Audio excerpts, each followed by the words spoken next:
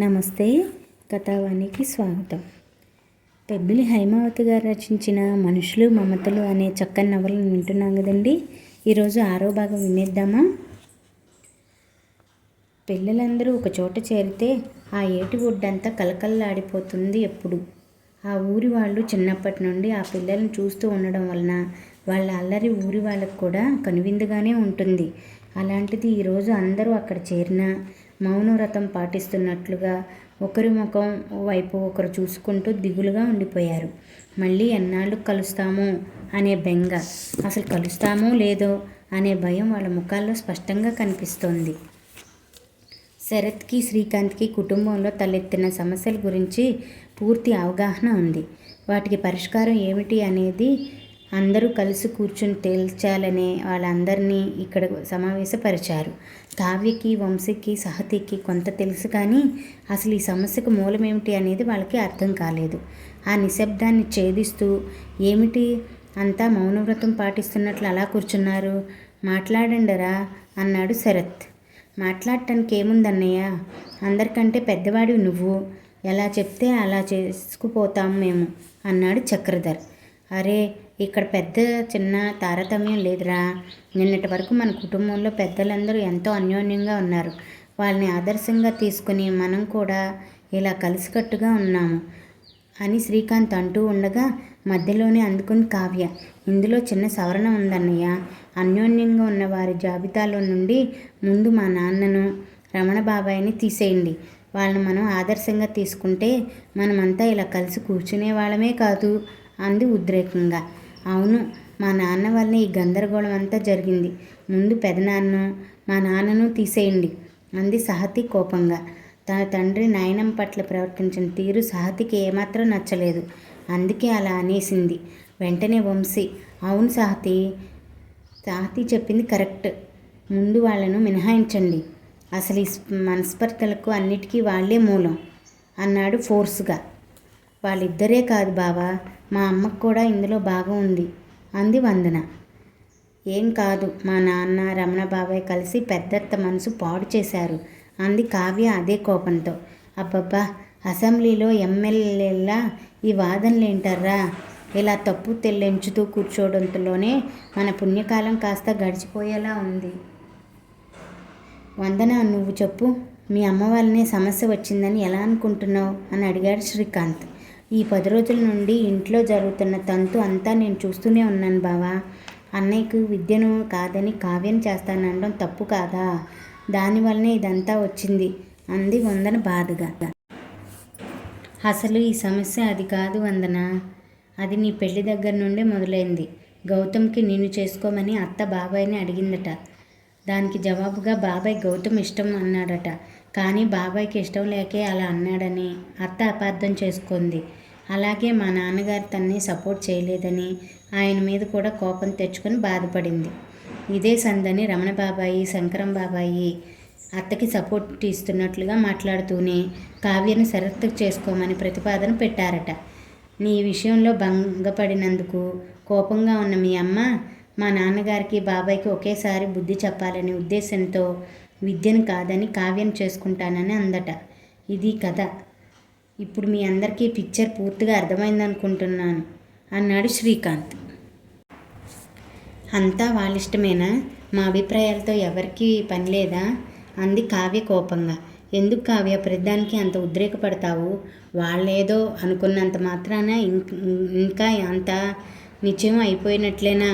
సరే వందన, నువ్వు చెప్పు. గౌతమ్ గురించి నిన్ను అడగకుండానే అత్త బాబాయ్తో ఈ ప్రతిపాదన పెట్టిందా? అసలు మీ ఇద్దరికి అంగీకారం అయితే ఈ సమస్య పరిష్కారం అయిపోయినట్లే అన్నాడు శ్రీకాంత్. అమ్మ నన్నేమీ అడగలేదు బావా. అడిగి ఉంటే ఇంత దూరం వచ్చేది కాదు కదా. నా సంగతి వదిలేయండి. అసలు గౌతమ్ బావా అభిప్రాయం ఏమిటో ముందు కనుక్కోండి అంది వందన. తెలివిగా మాట్లాడుకు తల్లి, నేను అడిగింది ముందు నిన్నే. సూటిగా సంగతి చెప్పు. ఇవేమీ పెళ్లి చూపులు కావు, మన కుటుంబ సమస్యలు. దురదృష్టవశాత్తు అవన్నీ వీటి చుట్టూనే అల్లుకున్నాయి అన్నాడు శ్రీకాంత్ కొంచెం విసుగ్గా. కోప్పడుకు బావా, ఇక్కడ ఆ సమాధానం చెప్పవలసిన వాళ్ళు వేరే ఉన్నారు అంది వందన చిన్నగా నవ్వుతూ. ఎవరు అన్నట్లుగా అందరూ ఆశ్చర్యంగా వందన వైపు చూశారు. చటుక్కున గౌతమ్ అక్కడి నుండి లేవబోయాడు మొహమాటంగా. శరత్ అతని చేయి పట్టుకుని, ఆడపిల్లలా నువ్వు సిగ్గుపడతావేమిట్రా అడిగింది. నిన్ను కాదు అందరినీ అంటూ కూర్చోబెట్టాడు. ఇంకా వాళ్ళందరినీ సస్పెన్స్లో ఉంచడం ఇష్టం లేని మానస, మీ అందరి దగ్గర ఈ విషయాన్ని దాచినందుకు ముందుగా మీరందరూ నన్ను క్షమించాలి. నాకు చిన్నప్పటి నుండి గౌతమ్ బావ అంటే చాలా ఇష్టం. ఈ విషయం ఒక్క వందనక్కకు మాత్రమే తెలుసు. అందరితో చెప్పడానికి సిగ్గుగా బెరుగ్గా అనిపించింది. నేను మీ అందరితోనూ డాక్టర్ కావడమే నా జీవితాశయం అని చెప్తూ వచ్చాను. కానీ అది పూర్తిగా నిజం కాదు. కేవలం బావ కోసమే నేనే ఈ కోర్సు చేస్తున్నాను. ఇద్దరి ప్రొఫెషన్స్ ఒకటైతే లైఫ్ చాలా బాగుంటుందని అనిపించింది నాకు అంటూ మొహమాటంగా నవ్వేసింది. మానస మాటలు విని అంతా నోరు తెరిచేశారు. వయసులో తమ అందరికంటే చిన్నదైనా తన మనసులో మాట సూటిగా స్పష్టంగా చెప్పడమే కాక తన ఫ్యూచర్ కోసం మానస అవలంబించిన విధానం, వేసుకున్న ప్లాన్ అందరినీ ఆశ్చర్యకితులను చేసింది. గౌతమ్ ముఖం సిగ్గుతో కందిపోయింది.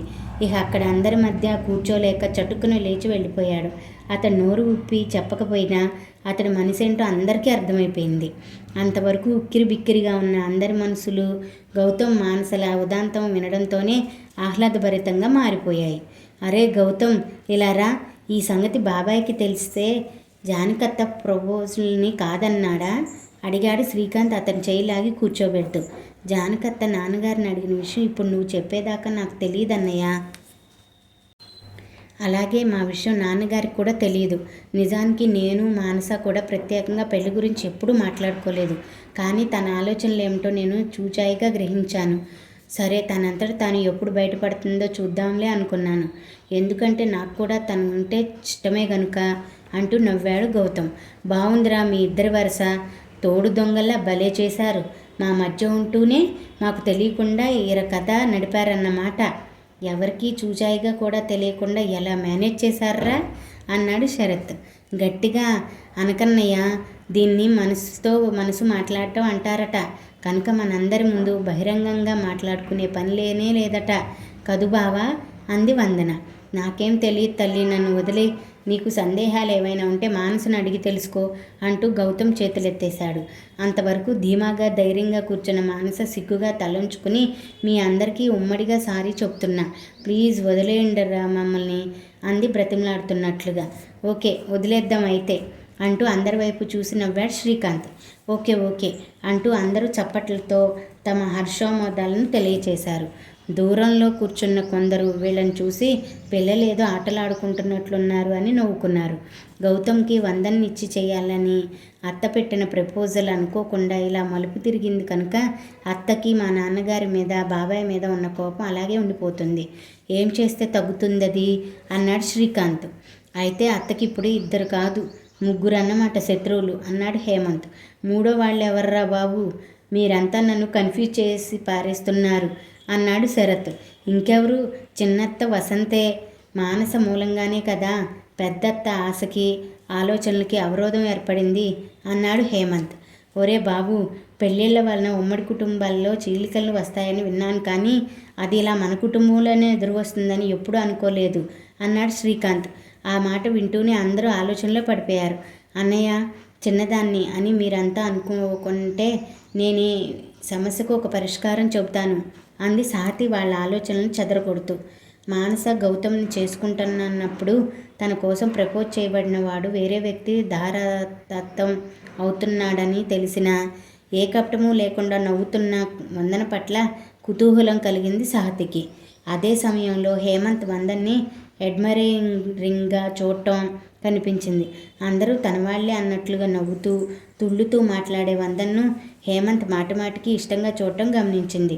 అయితే వందన మాత్రం అదేమీ గమనించకుండా తన దూరంలోనే తనుండి ఏదోదో చెప్పి అందరినీ నవ్విస్తూ తను నవ్వుతూనే ఉంది. వచ్చిన దగ్గర నుంచి ఆమె నవ్విన ప్రతిసారి హేమంత్ సమ్మోహితుడైనట్లుగా ఆమెను చూడటం సాహతి దృష్టిని దాటిపోలేదు. అప్పుడు అనిపించింది ఆమెకి, వీళ్ళిద్దరినీ ఒకటి చేస్తే సమస్యలన్నీ పటాపంచలైపోతాయి కదా అని. అందుకే మధ్యలో కలగజేసుకుంది. చెప్పమ్మా సాహతి. కావ్య, నువ్వు బాబాయ్కి బంగారు తల్లులు కదా, మీరేం చెప్పినా అందరికీ బాగుంటుంది అన్నాడు శ్రీకాంత్. అంత మునగ చెట్టు ఎక్కించవద్దులే అన్నయ్య మమ్మల్ని. ముందు సాహతి ఏం చెప్తుందో విందాం అంది కావ్య కుతూహలంగా. మిగతా వారంతా అదే భావంతో సాహతి వంక చూశారు. ఏం లేదన్నయ్య, హేమంత్ అన్నయ్యకు వందనకు ఒకరికొకరు నచ్చితే సమస్య పరిష్కారం అయిపోతుంది, అత్త కోపం ఎగిరిపోతుంది అంది సాహతి అందరి వంక ఏమంటారో అన్నట్లు చూస్తూ. అది వింటూనే హేమంత్, అమ్మో, అత్తకి డాక్టర్ అల్లుడు కావాలి కదా, నేను సాఫ్ట్వేర్ ఇంజనీర్ని, నేను ఎలా పనికి వస్తాను అన్నాడు పరిహాసంగా. ఇదేదో అందరికీ బాగుంది అనిపించింది.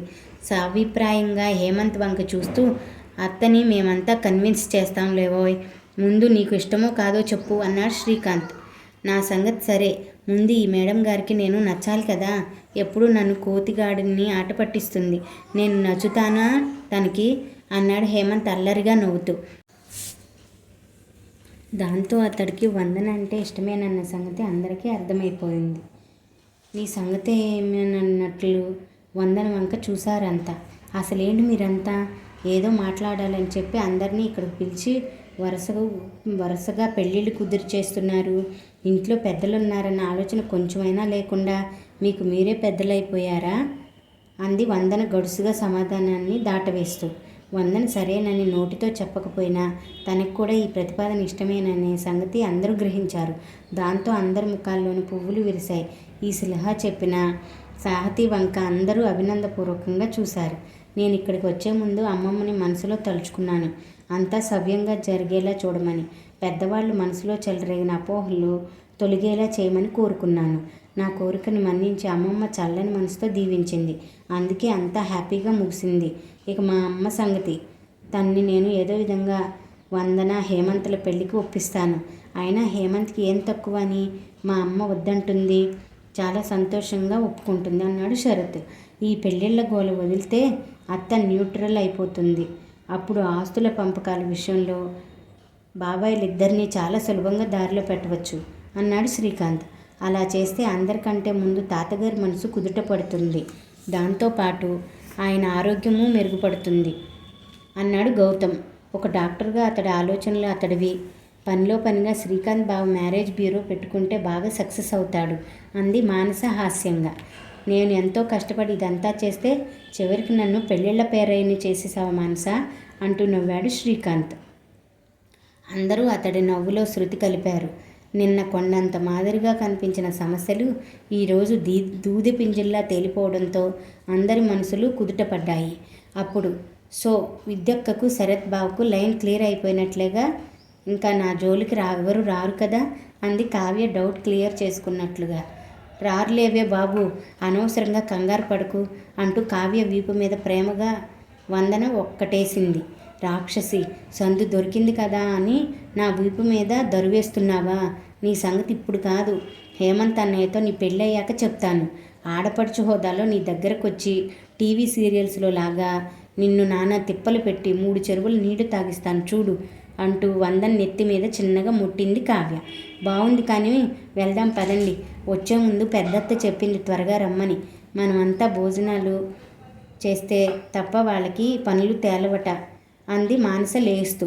అవునవును అంటూ అందరూ లేచి బట్టలకు అంటిని ఇసుక దులుపుకొని ఇంటి దారి పట్టారు. ఆ రాత్రి భోజనాలు అయ్యాక శ్రీకాంత్ శరతలు జరిగిందంతా జగన్నాథం గారికి చెప్పారు. అది వింటూనే ఆయన సగం భారం దిగినట్లు తృప్తిగా నిట్టూర్చారు. మనవలిద్దరి వీపులు తట్టి, శభాష్రా పిల్లలు, వయసులో చిన్నవాళ్ళైనా ఎంతో నేర్పుగా సమస్య పరిష్కారానికి మార్గం ఏర్పరిచారు. అయితే వందన పెళ్లి విషయమై జానకి ఏవో కొన్ని ఆశలు పెట్టుకుంది కనుక కొంచెం ఆశాభంగం చెందిన హేమంత్ని కాదు అంటుందని నేను అనుకోను. పైగా వాళ్ళిద్దరూ ఇష్టపడుతున్నారు కనుక సమస్యే లేదు. కాకపోతే ఇది కాస్త సున్నితమైన విషయం కనుక కొంచెం జాగ్రత్తగా డీల్ చేయాలి. మీ ఇద్దరిలో ఎవరు మాట్లాడతారు జానకితో అని అడిగారు జగన్నాథం గారు. నేనైతే అమ్మని సరిగా డీల్ చేయలేనేమో తాతయ్య. శ్రీలీల ఓర్పుగా నేర్పుగా నేను అసలు మాట్లాడలేను కనుక ఈ విషయం శ్రీ మాట్లాడితేనే బాగుంటుంది అన్నాడు శరత్. ఇదంతా విన్నాక నాకు మరో ఆలోచన వచ్చిందర్రా పిల్లలు, కానీ అది ఎంతవరకు వర్కౌట్ అవుతుందో చెప్పలేను. అది కానీ సక్సెస్ అయితే మన కుటుంబంలో ఎలా వచ్చిన సమస్యలు అలా అదృశ్యమవుతాయి అన్నారు జగన్నాథం గారు ఆలోచిస్తున్నట్లుగా. ఏమిటి తాతయ్య అది అని అడిగాడు శరత్ కుతూహలంగా. మన కావ్యని చక్రిని ఒకటి చేస్తే ఎలా ఉంటుందంటారు?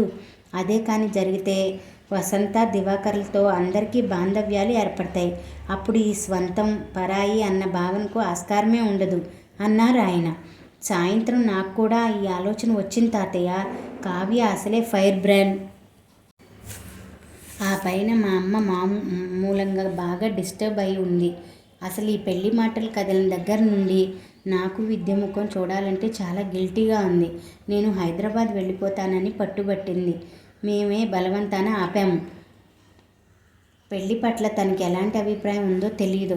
ఇప్పుడు మనం పెట్టే ఈ ప్రపోజల్ని కావ్య కాదంటే మనమంతా వెలితి పడతాము. ముఖ్యంగా చక్రి, వాడు అసలే చాలా సెన్సిటివ్ అన్నాడు శరత్. ఒరే శరత్, నువ్వు అనుకుంటున్నావు కానీ మీ అందరికంటే కావ్య చాలా సెన్సిటివ్ రా. అలా కాకపోతే నీతో పెళ్ళికి తనకిష్టం లేదని అందరితో కుండబద్దలు కొట్టినట్లు చెప్పి వెళ్ళిపోయేది కదా. విద్య బాధపడుతుందని తనకెందుకు ఫీల్ అవుతుందంటావు అన్నారు జగన్నాథం గారు. అది నిజమే తాతయ్య. ఈ పెళ్లి మాటలు విన్న దగ్గర నుండి కావ్య బాగా డిస్టర్బ్ అయింది. సాయంత్రం ఆ చర్చలన్నీ ముగిశాక అందరికంటే తనే ఎక్కువ రిలాక్స్ అయినట్లు కనిపించింది. మీరు ఒక పని చేయండి తాతయ్య, ఇది అందరి మధ్య చర్చ పెట్టకుండా మీరు పర్సనల్గా ముందు కావ్యతోనూ, తను సరేనంటే ఆ తర్వాత చక్రితోనూ మాట్లాడండి. మీరన్నట్లు ఈ మ్యాచ్ కానీ సెటిల్ అయితే అన్ని సమస్యలు తీరిపోతాయి అన్నాడు శ్రీకాంత్. సరే, అలాగే చేస్తాను. రేపు ఈ కార్యక్రమం ముగిశాక మీరిద్దరూ చెన్నై బయలుదేరుతున్నారు కదా, వెళ్లే ముందు జానకితో మాట్లాడి వెళ్ళండి. నేను రేపు ఏదో ఒక సమయం చూసుకొని కావ్యతో మాట్లాడతాను అన్నారు జగన్నాథం గారు.